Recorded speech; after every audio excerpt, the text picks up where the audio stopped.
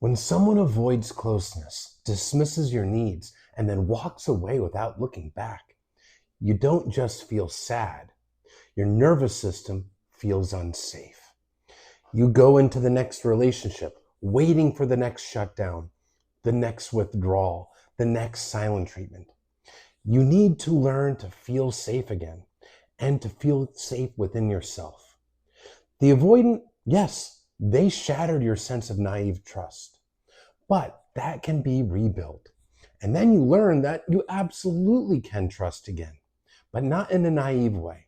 Trust is earned when someone's words consistently match their actions. And the way that you ensure this and rebuild yourself is by getting in touch with what your boundaries are and enforcing them. Having that trust in yourself that I will make sure I show up for myself, that I assert my limits. And that's what your boundaries truly are.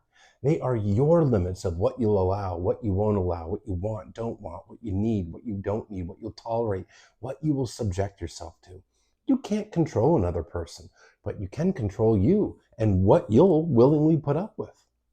Because when you know what your boundaries are, it becomes so much easier to see what's really happening in your relationship. And you'll know, oh, I'm getting triggered because they're stepping over a boundary. I know my boundaries. It removes the self-doubt.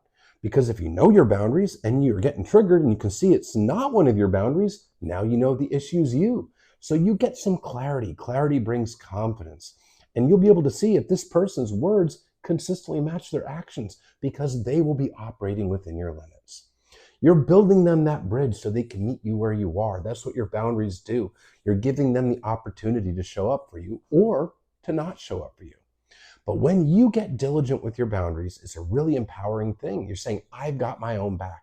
I know I can't control that other person, but I know I can control me and what I'll put up with.